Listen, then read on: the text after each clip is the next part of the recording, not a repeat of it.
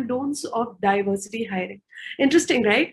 The moment you talk about the do's and don'ts, you think, okay, what can it be when it comes to, is it just, certain do's and don'ts about PWD?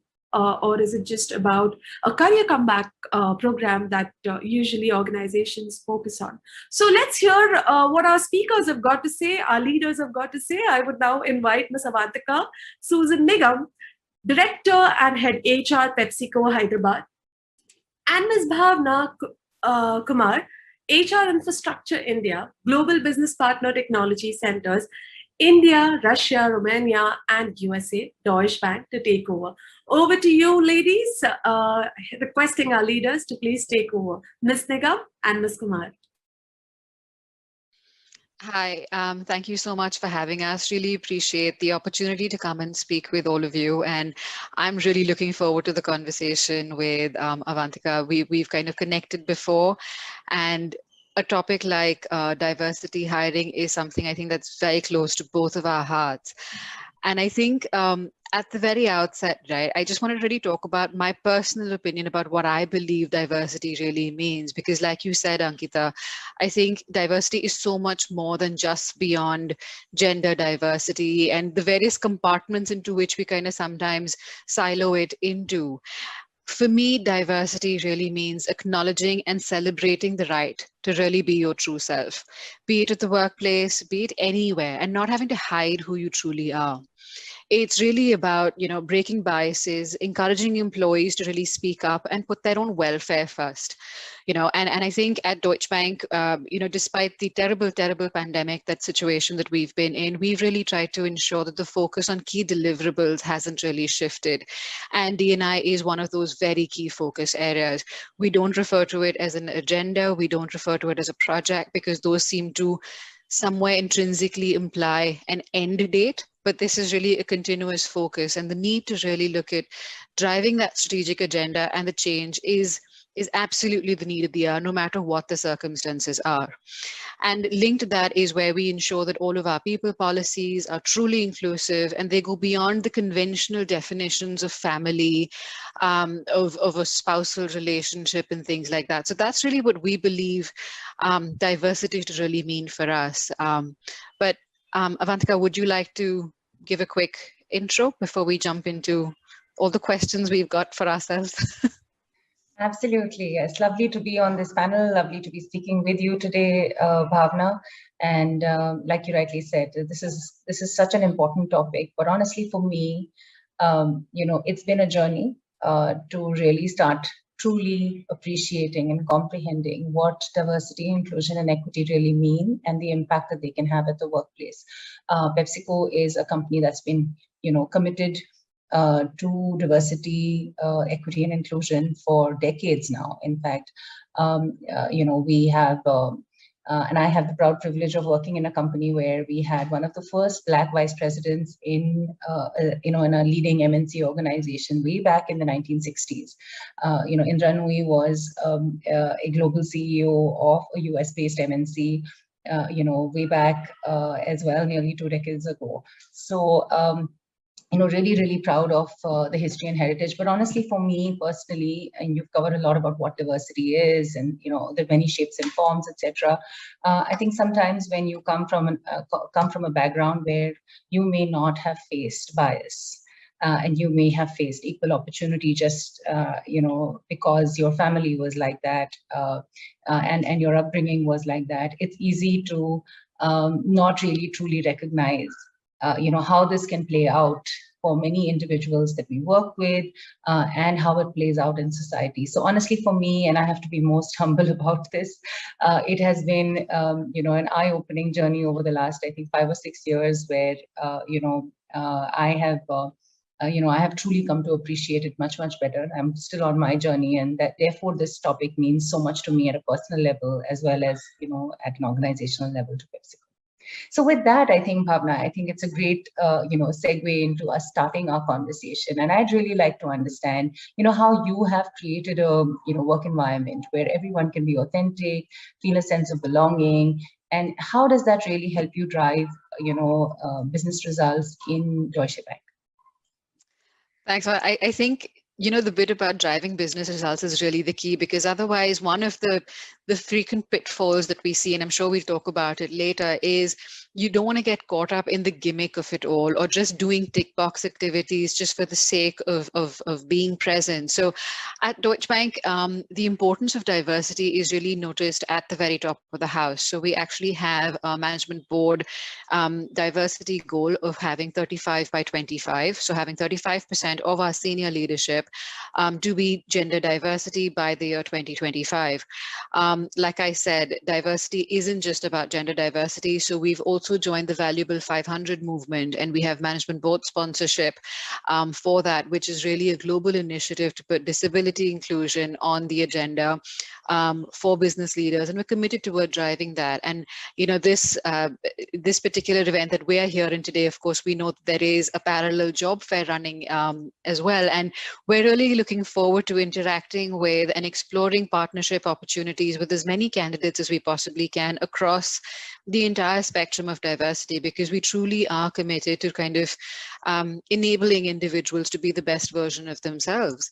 And I think at Deutsche Bank, we have an extremely active ally network as well. So we've got 400 allies, as we call ourselves, or ambassadors, and we continue to build that. So we're not just happy to have the 400, but in every interaction that we have across the level, be it with new joinees, be it with colleagues such as yourselves, or all the folk who are listening in to us, if we're able to convert or just open up someone's mind, even one person, for me, that's a day well gone well, to get people to just appreciate what that means and how that works out. We've taken part in several job fairs, such as the Rise Hiring Fair, this one today, various pieces of work just to kind of build that awareness in people's minds as well, in terms of what does it really mean? Because a diverse organization has statistically proven to be significantly more successful in terms of delivering on the bottom line as well. So the numbers are there to speak for in terms of, what do diverse organizations achieve. And we're constantly working towards updating our policies. We've recently been awarded a silver notification by the India Workplace Index. We've got 2 years in a row avatar recognitions for best place for women to work, fingers crossed for 3rd year in a row. So it's all happening with a very direct business outcome in mind to kind of get that going and to have that done. So Avantika, I'd be very keen to actually understand from you at PepsiCo in terms of, you talked about Indra Nui coming in, having the first Black senior leader coming in. So in your opinion, how do you see diversity in the workplace really having evolved? Great question. I truly believe that diversity, in the workplace is a reflection of what's happening in society, what's happening, around us. And the conversation around diversity has been around, for decades now, whether it's on gender, whether it's on race, sexual preferences, people with disabilities, even age or backgrounds, right? It's been talked about, for a very long time. And I think there is a lot of effort that governments are playing, and I'll just come to workplaces in a bit, but governments are playing in terms of creating the right policy structure, the right, the right acts and laws, etc., that companies need to follow.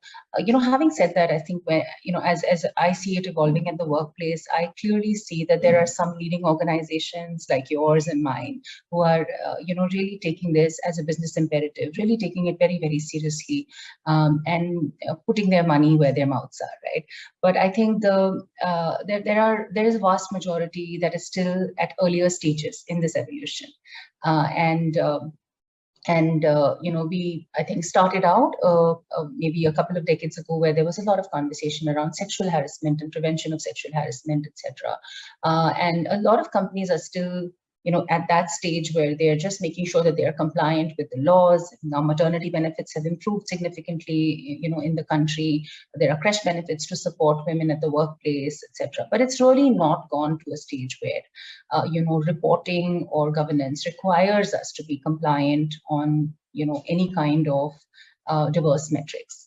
I think there I really see organizations that are leading the pack, that are really taking rapid strides towards making sure that not only are they compliant, but they're holding themselves up to a much higher standard. In PepsiCo as well, we have committed to having 50% women in management roles by 2025, and we've actually taken great steps towards it. I'm very proud to speak about the part of the company that I represent, which is the Global Business Services Center in Hyderabad. And we are at 44% gender diversity right now across levels. A third of our managers and leaders are female, and we are really taking steps not only on gender but also on the LGBTQ agenda, and making sure that we continue to educate our employees and leaders around unconscious bias, and really scrutinizing our policies and processes to make sure that along the entire value chain, not just around hiring, but around developing, around mentoring, and around promoting both our males and females, and all kinds of diverse elements that we have in the organization, that they're seeing an environment of equal opportunities. So I do see a lot of great progress happening. I think similar to what you said, that we have a huge focus on making this employee-led.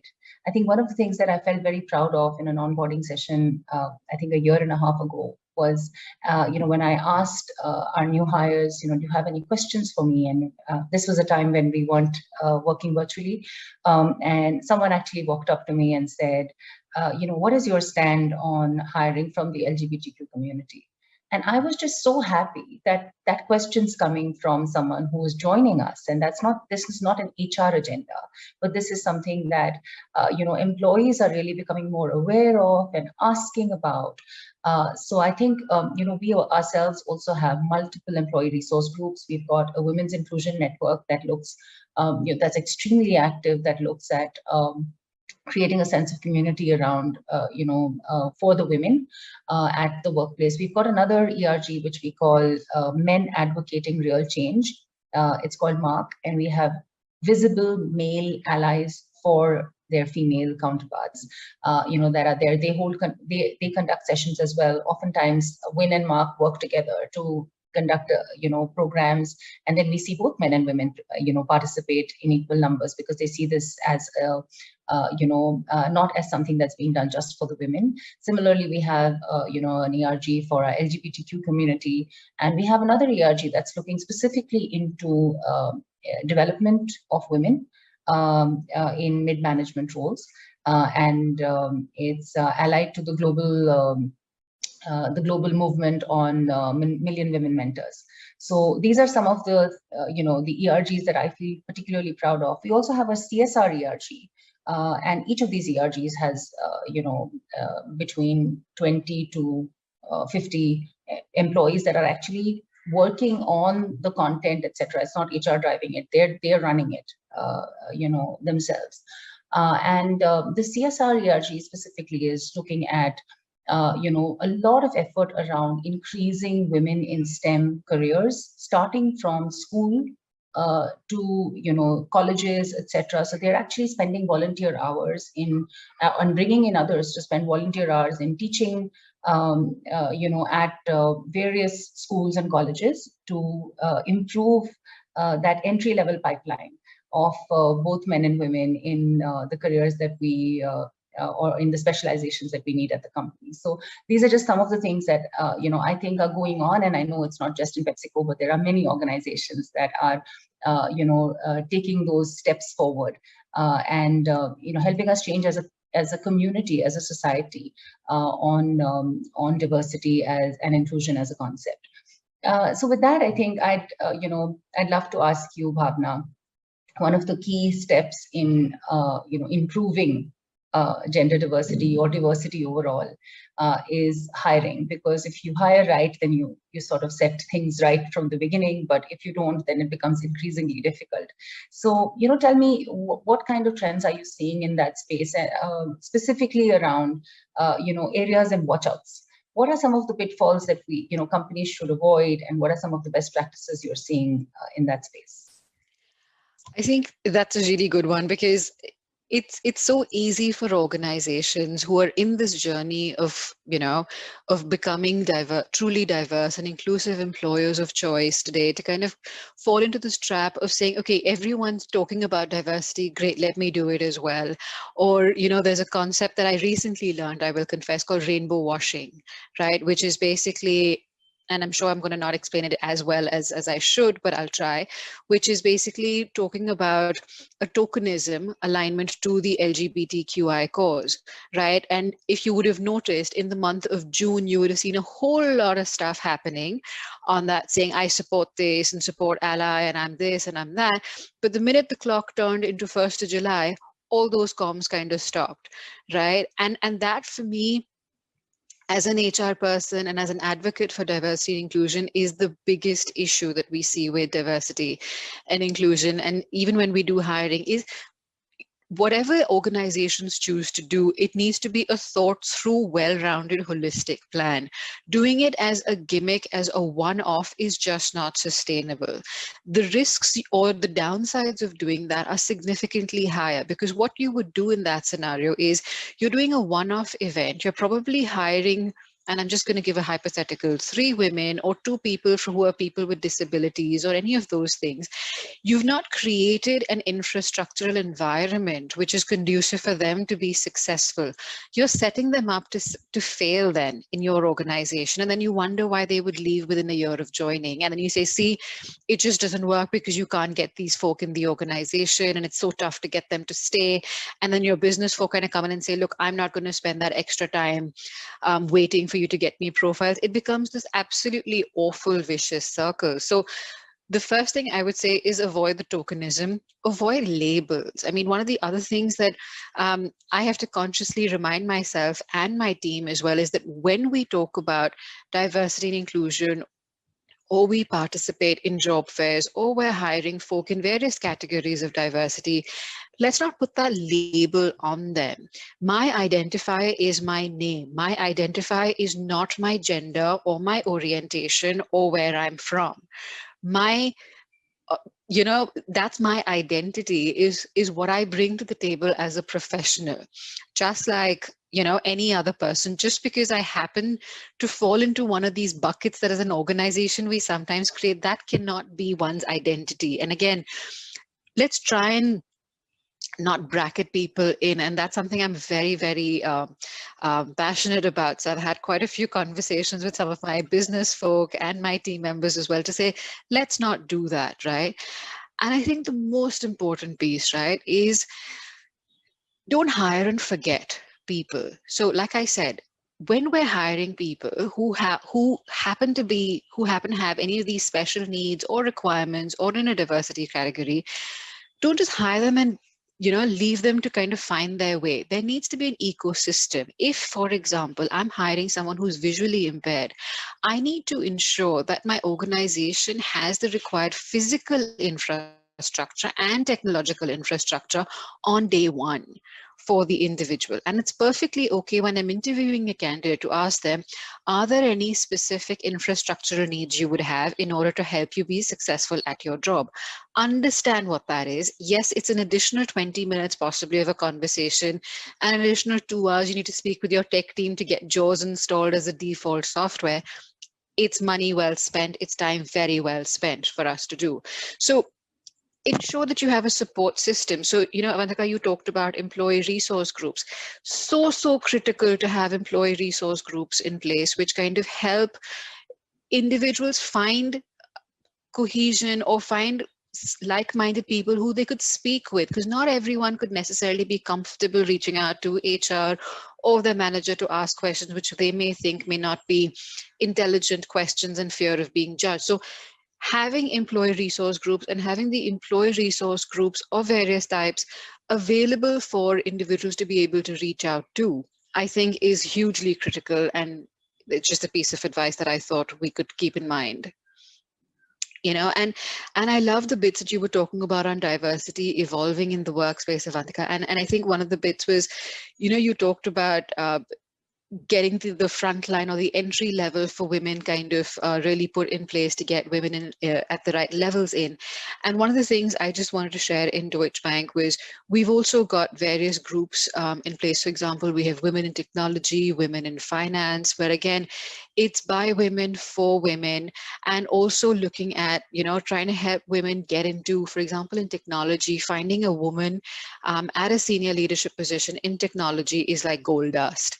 So again, how are we not just eating into a very limited pie, but how are we making that pie larger itself by building that capability for people? So in association with an organization called Knowledge, we've actually created a DB Women Accelerator program to help women who are interested in software development to kind of get into that space, get learning in there. We've even got some things like mentorings in place, which is a one-to-many mentoring group for people to be aware of how you can really position yourself, showcase yourself, build those very, very important networks, which sometimes it's difficult for people to do.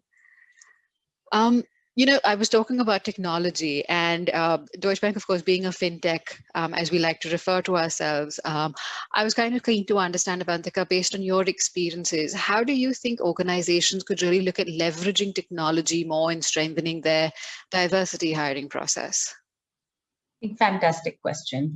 Bhavna, I think technology is just so exciting, in terms of everything that it brings to us. It brings in these data-driven insights and scalable solutions that we didn't have access to even 10 years ago. So I really feel that, at the very start level, I think the technology is changing the game everywhere. Some of the things that I have noticed that are, very, very interesting, and we are using them very effectively in PepsiCo from a technology standpoint is the first is, using AI effectively to reduce unconscious bias. And that could be in your job portal, to make sure that JDs are not, exclusive. So there are various words, etc., that you could use in a job description that could make it more male, attractive to male candidates or female candidates, or exclusive to either, or be ageist, or or be differentiating against people from different social backgrounds. And so therefore, I think that's the first one. I think the other is using it just for shortlisting. We've got these interesting tools that have come in where, and I'm sure you as well, get lots and lots of applicants for every single role. And it then becomes very difficult to remove bias from the process, right? Because how do you shortlist from 2,000 CVs? And so I think some of this is really helping us in terms of technology, just bringing out, based on the criteria we put in, what are the top 5 resumes that you have. And technology doesn't care what gender you come from or which part of the country you come from, etc. And so it really does play a huge role in increasing diverse representation in the CVs that come up in the process of shortlisting. I think online hiring, it's very basic, but it's something that has really, again, opened up so much more opportunity for candidates who would not have known, about the opportunities that our companies present. And for us to also reach out to a much wider audience. I'm wondering, is there some sort of technological lag that you're seeing from my side? It's a little bit, you're freezing in little bits and that bobs. as well. So really sorry to you and to the audience, but technology can play games with us sometimes as well. All right, so then I think the other one that I think is really helping is online assessments. Whenever you have assessments baked into a process, whether it's for leadership, whether it's for junior level roles, etc. I think I froze again, but I'm hoping I'm back. So, I think that's playing a big role for us. We have leadership assessments for mid-managers, senior managers, and leaders. And then we have technological assessments at different levels. Again, they bring out the candidates that are most qualified as opposed to the candidates that, a recruiter might shortlist. Again, I think for development, for recognition, we're using technology really effectively, because it really helps us track, what our succession pipelines look like, what are the strengths and opportunities both in men and women, and generally the whole population. And we're able to very quickly pick up, if there is a segment where we are seeing, males getting promoted more than females, or one particular group getting excluded for some reason or the other. And we're very quickly able to intervene. And it's while it could be a lag indicator, it's also a lead indicator, right? When it starts to just dip a little bit, if you step in and bring in the right interventions, you can prevent it from worsening. So I'm really excited about everything that technology is opening to all of us. And I think some of our HR processes, recruitment especially, is mass hiring more than others. It is really making a massive impact. Awesome. So with that, and I know we're nearly at the end of our time. So I want to just get your and pitch in a little bit on this, and maybe close with this question. Now, what's a perfect world in your view, as far as diversity, equity, and inclusion is concerned? I think for me, utopia would be where we don't have to track, where you don't have targets for diversity, where you don't have to be talking about this is what diversity means for us, because it's just so embedded and it's so core to who we are and what we do as individuals that it's just not talked about as a standalone item.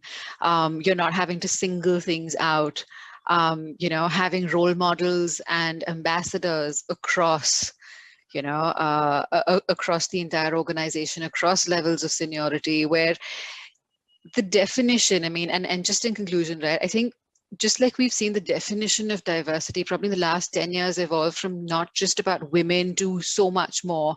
I imagine in the next 10 years, it'll probably evolve into something that we probably can't even imagine at this point in time. So for me, it would really be, it just evolves into a normal BAU for us of normal ways of working, no regular conversations without having to have focused, groups or agendas and things about that. For me, that would be the dream.